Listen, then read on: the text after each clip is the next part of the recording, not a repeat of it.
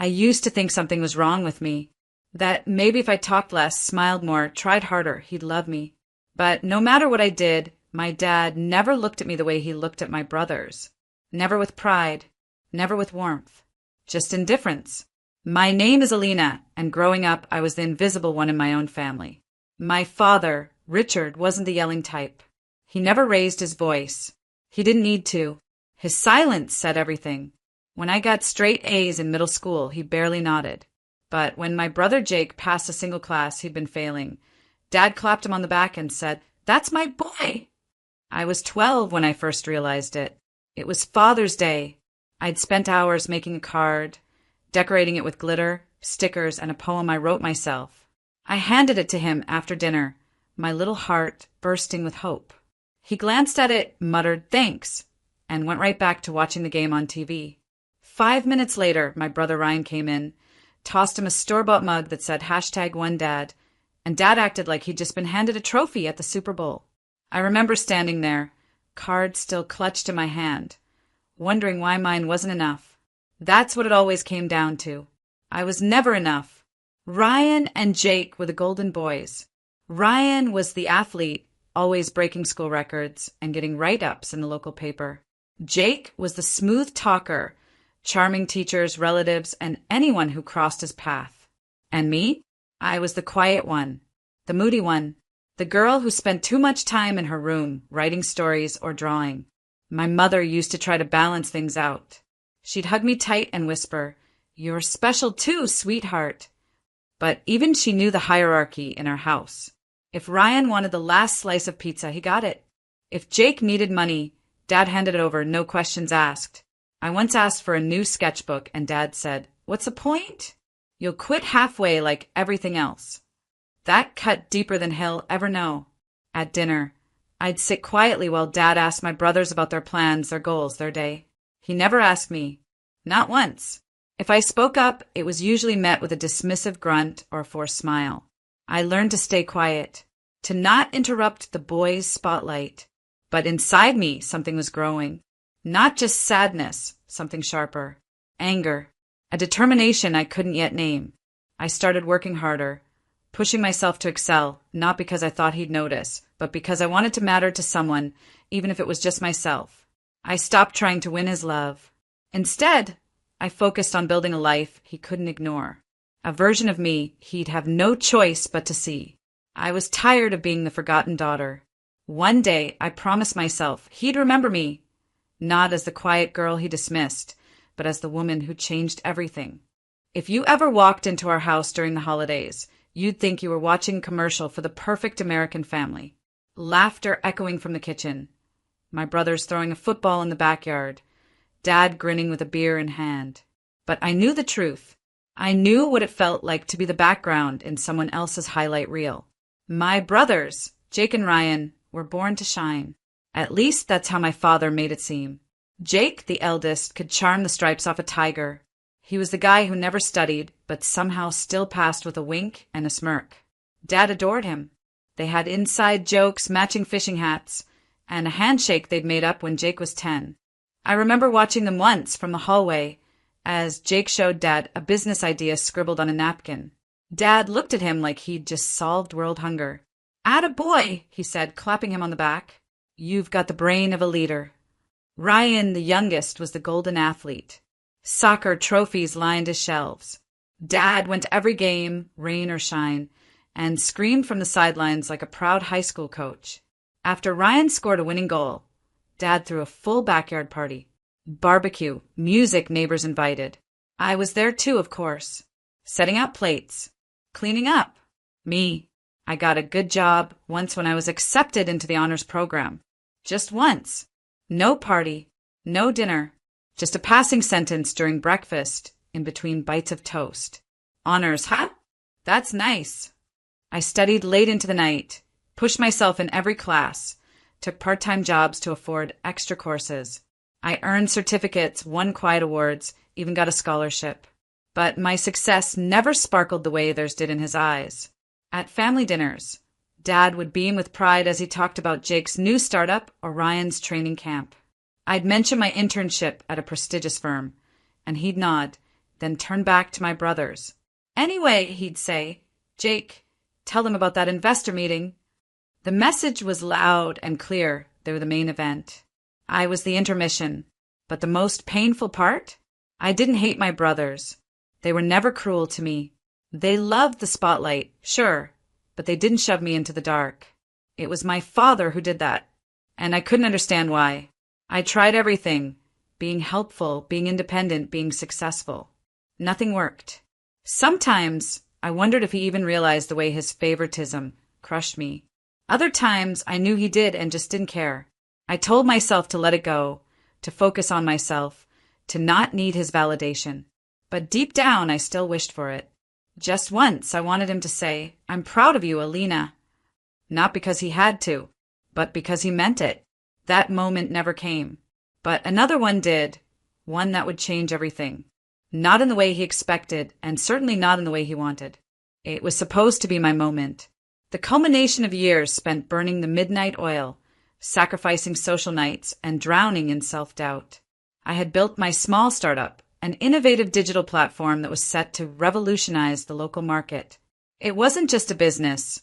It was the embodiment of every late night, every tear, and every quiet moment of determination. I had poured my soul into it, believing that finally my worth would be undeniable. The launch event was held in a sleek, modern conference room downtown. Investors, local press, and industry leaders poured in, their eyes full of curiosity and anticipation. I took the stage with a trembling mix of excitement and fear, my heart pounding as if trying to escape the confines of my chest. I began to speak about my vision, the countless hurdles overcome, and the promise of a brighter future that my platform represented. The room was silent, hanging on to every word I uttered. For the first time, I felt seen, really seen, for what I'd achieved on my own merit. After the presentation, the energy in the room shifted. Handshakes and congratulations flowed in, and I even caught snippets of praise from seasoned investors who saw potential in my work. With a cautious smile, I made my way to a quieter corner, allowing myself a brief moment of relief and pride. Yet, as the evening progressed, that pride would soon be shattered. Later that week, the family gathered at home for a celebratory dinner, a habitual reunion that was as much about showcasing accomplishments as it was about displaying hierarchy. In the softly lit dining room, my brothers arrived with their usual effortless confidence, each exchanging stories of victories and milestones. The air was thick with unspoken triumphs that had long been crystallized into our family's tradition of favoritism. When the dinner began, my father, Richard, took his customary seat at the head of the table. Conversation flowed, but inevitably the topic turned to achievements. I expected a moment of quiet acknowledgement, a nod, a word of respect, but instead the narrative swiftly pivoted. My father, with his practiced ease, began recounting the family's latest feats. Ryan hit his third home run this season, he said, his voice brimming with pride, pausing for laughter from the gathered kin. And Jake, I hear you've sealed another major deal for your new venture. Fantastic work, son. His words rolled out like well-rehearsed lines at a family play, each one earning its due applause. I cleared my throat, attempting to insert my voice into the conversation. I've just launched my own venture, I began hopeful. But before I could elaborate, my father interjected with a dismissive gesture. Yes, we know you're busy, dear, he said lightly, almost as if he were referring to an insignificant chore. The room fell into a brief, awkward lull. A few nods were exchanged, but no one picked up on my intended pitch of triumph. That brief dismissal, that cold interruption, sent a shock through me. I remembered the countless times I had announced my small victories, only to have them reduced to mere background noise, overshadowed by the loud accolades of my brothers. In that moment, the weight of every ignored effort, every snub compliment, and every unspoken disregard crashed down like a tidal wave. The seeds of change had been sown. Sitting there, amidst the clamor of celebration for my brothers, I felt a fierce, burning clarity. I realized that no matter how far I climbed or how many milestones I reached, I would never be acknowledged by the person whose approval I had craved for so long. It was in that heart-shattering instant that I understood I could no longer play the quiet part in this tragic family drama. I would build a life so brilliant, so undeniable, that he could no longer dismiss me. And if he continued to steal my moments, then perhaps he'd finally face the consequences of his endless favoritism. After that dinner, something inside me shut down, not out of anger, but clarity. I stopped trying, not in the sense of giving up, but in the sense of no longer seeking approval that would never come. I didn't argue, didn't explain, didn't ask to be heard anymore. I simply went quiet. I started spending less time at family gatherings and more time in silence, just me and my goals. I moved out of the city, rented a modest but quiet apartment on the edge of town, and dove into my work like it was oxygen. The startup that I had launched, barely noticed by my own family, was now my world. It didn't pay much at first. I had weeks where dinner was just toast and instant coffee. I had to take freelance projects on the side to stay afloat. There were nights I cried quietly under my desk, questioning if I was even built for this. But for every doubt, there was a flicker of determination. I had no one clapping for me, no one cheering me on, but I was finally building for myself. I learned to fix bugs, write pitches, handle rejections, and chase clients with the kind of hunger only someone used to being overlooked could ever understand.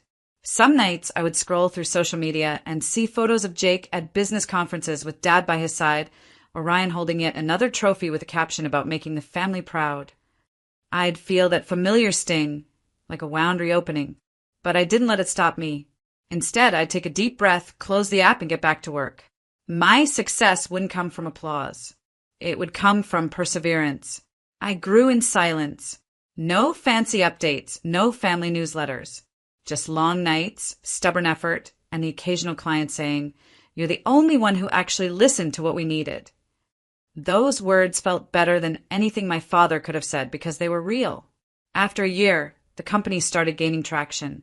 Our user base grew. A niche investor found potential in what we were doing and poured in seed money. I finally hired a small team, people who, like me, knew what it felt like to be underestimated. Together, we built something incredible. Still, I stayed quiet. I didn't send out the usual holiday emails. I didn't show up at family events with success stories to toss around like confetti. I let them assume I was the same girl in the background, living small. That's how I wanted it. But within me, everything was changing. My posture shifted. My voice got firmer. I wasn't afraid to take up space anymore. I didn't need their validation. I had found something better. I had found me. For the first time in my life, I made decisions without second-guessing. I bought my first car on my own.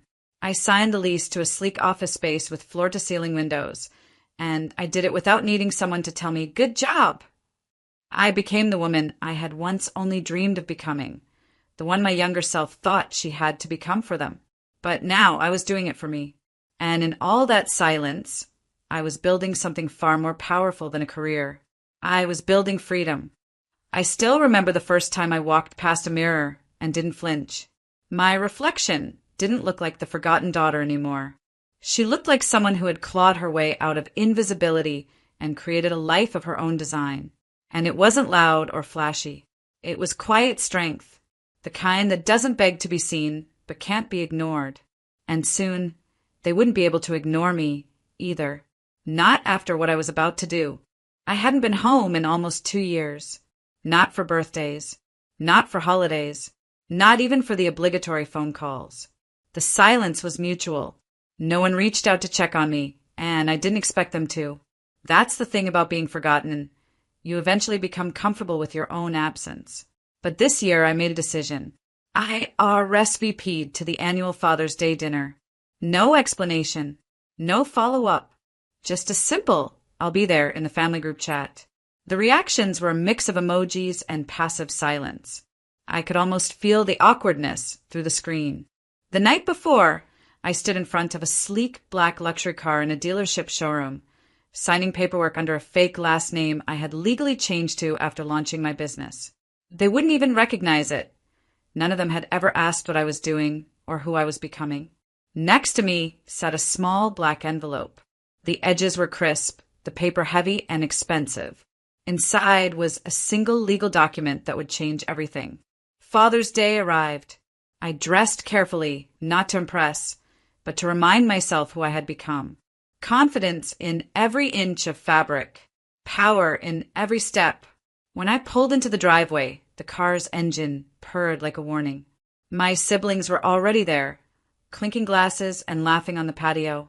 Dad was at the head of the table, grinning wide, drink in hand, the favorite role he played so well.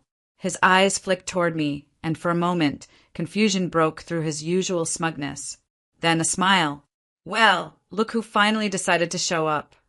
Everyone turned. I could feel their surprise and judgment settle into the air. I smiled politely. Hi, everyone. Happy Father's Day, Dad. The dinner was the same mix of forced laughs and subtle jabs. Jake talked about his new condo. Ryan bragged about another promotion. Dad nodded and beamed, like a king surrounded by princes. And then came the moment. I stood up slowly, the quiet drawing everyone's attention. I brought something for you, I said, looking directly at Dad. I walked outside, leaving the door open behind me. Moments later, I drove the luxury car into the driveway. Sleek, black, impossible to ignore. I got out, walked back inside, and laid the small black envelope on the table in front of him. For you, Dad. Happy Father's Day. Gasps rippled through the room. Is that a car? Jake asked, squinting toward the driveway. Ryan leaned forward. Wait, you bought that? Dad looked from the keys to me, completely stunned. He picked up the envelope, his fingers trembling a little. What's this? Just open it, I said quietly, my voice calm and steady.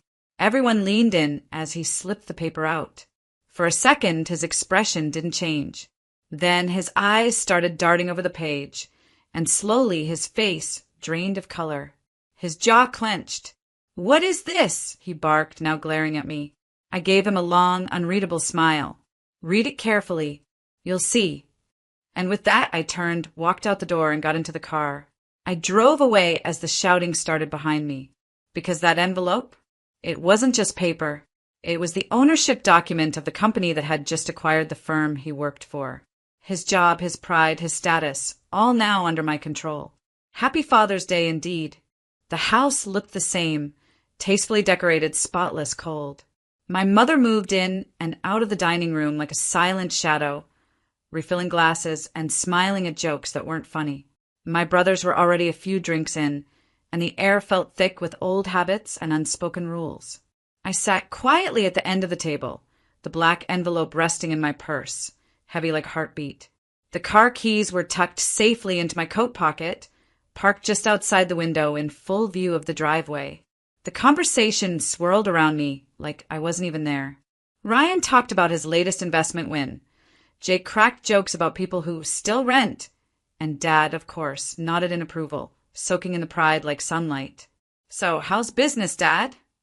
Jake asked, lifting his glass. Dad chuckled. Busy as always. But, not everyone is cut out for this kind of pressure. Takes real backbone. He looked at Ryan. Good thing I've got 2 sons who aren't afraid to lead. I raised an eyebrow but said nothing. It wasn't even subtle anymore. Then he glanced down the table toward me. I could feel the moment shift before he even opened his mouth. And then there's the loser sitting at the table, he said, gesturing toward me with a smirk. Still pretending to be the black sheep, huh? The laughter exploded. Jake nearly choked on his drink. Ryan laughed so hard he had to slap the table. My hand stayed folded in my lap. I didn't blink. I didn't smile. I just waited. When the laughter finally died down, I stood up. Slowly, calmly. The way you move when you already know how the story ends. I actually brought you something, Dad, I said, pulling the envelope from my purse. A little Father's Day gift. The room stilled. Even the air seemed to pause. I walked down the length of the table and placed the envelope directly in front of him. He glanced at it, puzzled. What is this? Just open it, I said, then stepped back and folded my arms. He ripped the flap with dramatic flair, as if expecting a joke or cash. His fingers unfolded the paper, and as his eyes began to scan the words, the color in his face changed. First confusion, then disbelief, then a slow, creeping horror. What the hell is this? He asked, looking up at me, eyes narrowing. You remember Anderson Tech? The company you've worked at for the last 10 years. I said softly, It's under new ownership. A beat. I bought it, I continued, through a silent acquisition. Effective last week. The silence was immediate, deafening. I leaned in slightly and added, so no, I'm not the loser at the table. I'm the woman who just became your boss's boss. His mouth opened, but no words came out. Jake looked pale. Ryan dropped his fork. And that car out front, I said, glancing toward the window. That was part of the presentation, but I'll be taking it with me now. I turned without waiting for permission, walked outside, and slid into the driver's seat. The sound of the engine roared to life, and just as I pulled away, I heard it, his scream from the open front door. It wasn't anger. It was fear.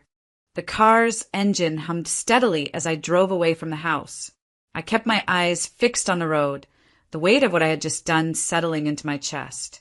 It wasn't about revenge anymore. It was about something much deeper.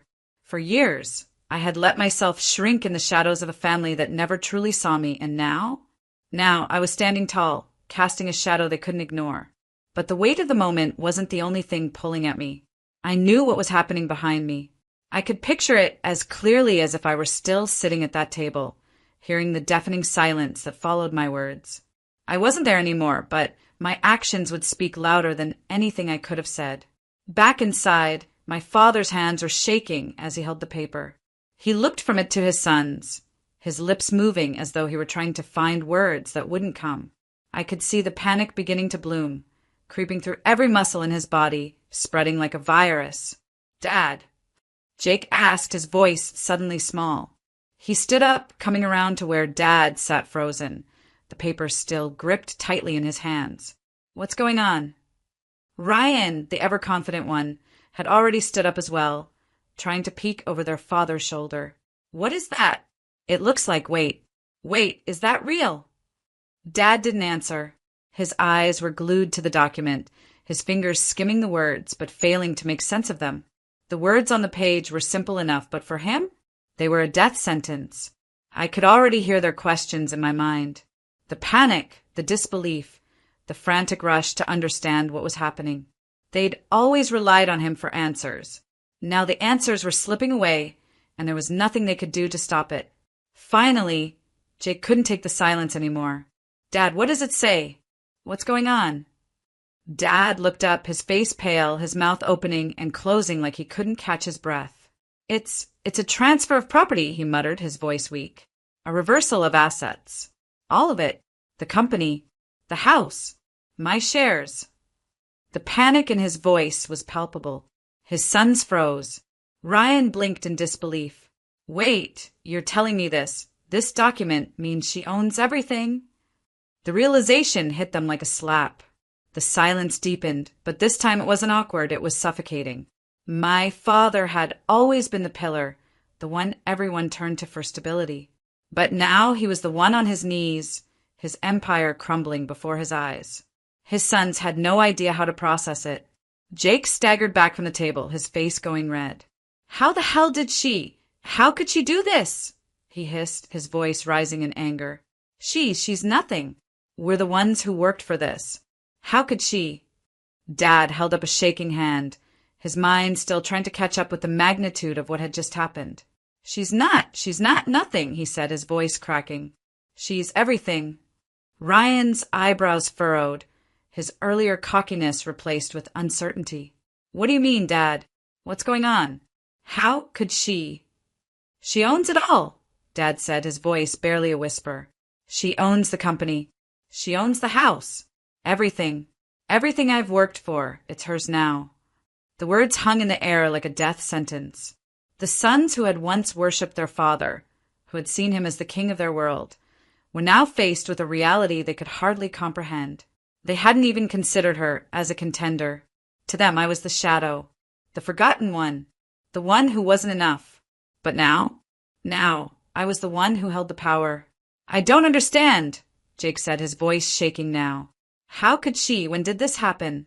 Why didn't we know?" Dad finally looked up, his face etched with defeat. "She didn't want you to know. She didn't need to tell you. She doesn't need us." Ryan took a step back, trying to collect himself. But how did she get this much? How? She didn't ask for anything, Dad said, his voice cold now. She just took it. The room was frozen in disbelief, the weight of the betrayal, of my quiet, calculated rise, settling over them all. For the first time in their lives, my brothers were forced to confront the reality they had been so blind to for years. I was not the failure they thought I was. I was the one who had worked silently, without the applause, without the validation. And now, everything they depended on was mine. My father let out a long, ragged sigh.